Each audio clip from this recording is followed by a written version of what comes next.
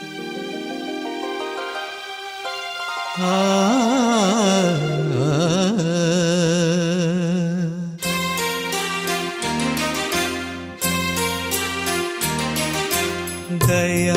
करो भगवन, मुझ पर दया करो भगवन। दया करो भगवन, मुझ पर दया करो भगवन।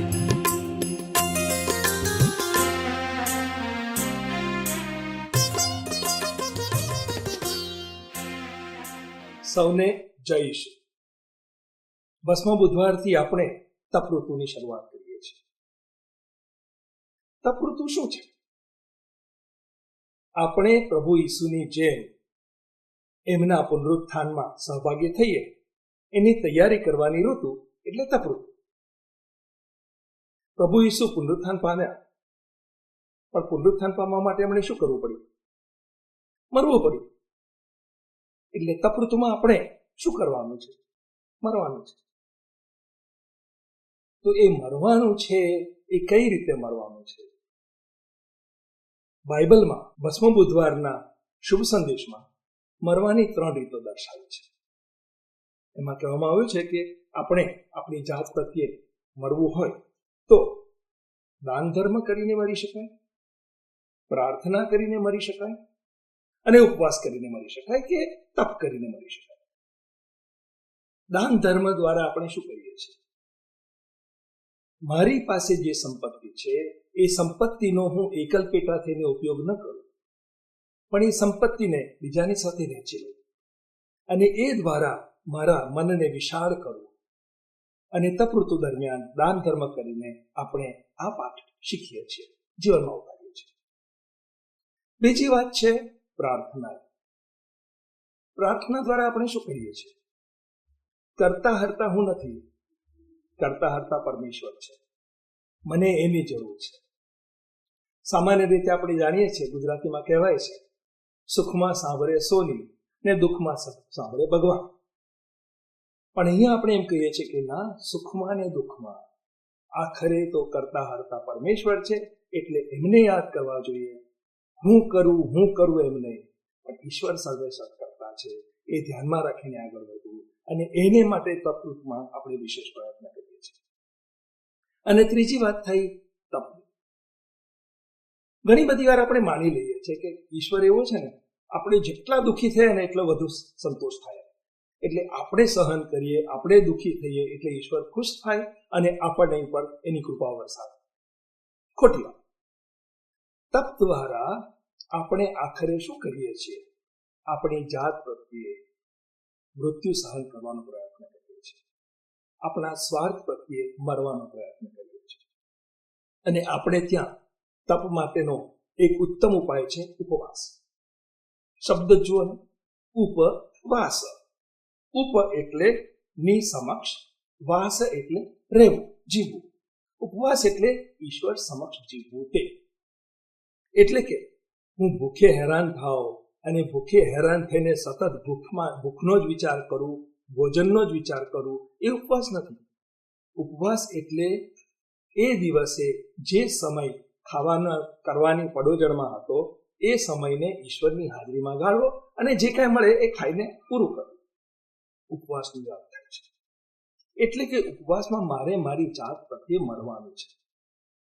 ઘણી બધી વાર શું થાય છે, લોકો ઉપવાસ કરે, એની બધે ઠેર ઠેર ઢંઢેરો પીટાવીને જાણ કરે, મેં ઉપવાસ કર્યો, હું 40 દિવસનો ઉપવાસ કરું છું. તો એ લોકોને કહેવું પડે કે ભાઈ બેન, તને તારો બદલો મળી ચૂક્યો છે. ઉપવાસ એ ખાનગીમાં કરવાની બાબત છે, જાતનો ત્યાગ કરવાની બાબત છે. એથી આગળ વધીને કેટલાક લોકો તો શું કરે છે, પોતે ઉપવાસ કર્યો કે ના કર્યો મહત્વનું નથી, મારા દીકરાએ કે દીકરીએ કર્યો, મારા પપ્પા કે મમ્મીએ કર્યો, અને એમાં પણ સંતોષ લેવાનો. એ દ્વારા પોતાની મોટાઈ વધારવાનો પ્રયત્ન કર્યો. ઉપવાસ દ્વારા જે મુખ્ય બાબત છે, ઈશ્વરની સન્મુખમાં જીવવું, પોતાની જાત પ્રત્યે લડવું, એ જો ન થાય તો એનો કોઈ અર્થ રહેતો નથી. એટલે સાચો ઉપવાસ એટલે આ રીતે જાત પ્રત્યે મળવું જોઈએ. બીજી એક વાત પણ છે, હું એક ગામમાં ગયો હતો. એક મોટી ઉંમરના બેન મને મળ્યા અને મને કહે કે મારી દીકરી 40 દિવસના ઉપવાસ કરે છે. ફાધર એને સમજાવવાને આ બંધ કરે. મેં કારણ પૂછ્યું તો મમ્મીએ કહ્યું કે ઉપવાસ કરે છે એટલે આખો દિવસ નવલકથા એ લોકો લઈને બેસી જાય છે, ઘરમાં કશું કરતી નથી. કદાચ એને માટે આ પ્રકારના ઉપવાસ કરતા ઘરમાં કામ કરવું વધારે મહત્વ નથી પડતું.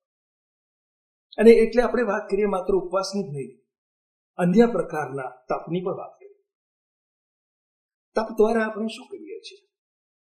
મારી જાતથી મુક્ત થવાની વાત, મારું શરીર સર્વે સર્વા નથી એ બતાવવાની વાત, એટલે વ્યસન મુક્તિ એમાં આવી જાય.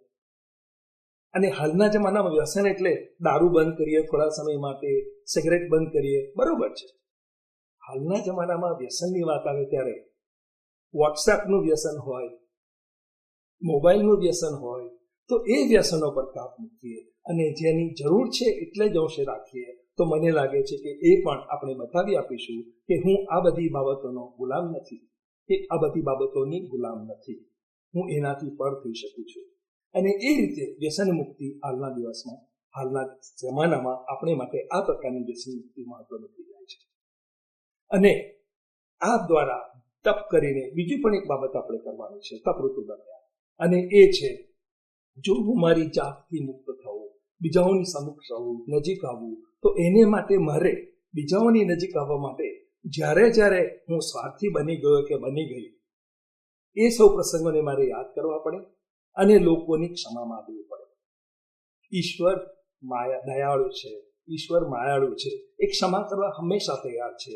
અને એટલે આપણે ક્ષમા પ્રદાન સંસ્કાર, પ્રાયશ્ચિત સંસ્કારનો વધુને વધુ ઉપયોગ કરીએ, પોતેની જાતે માફી મેળવીએ અને બીજાને માફ કરતા થઈએ. ઘણી બધી વાર બીજાની ભૂલો માફ કરવી સહેલું છે, પણ બીજા મારા કરતા જુદા છે એનો સ્વીકાર કરવો એ બહુ અઘરું છે. એટલે બીજા જે જેવા છે તેવા, મારાથી જુદા હોય તો જુદા, એમનો સ્વીકાર કરીને આગળ વધવું બહુ મહત્વનું થઈ જાય છે.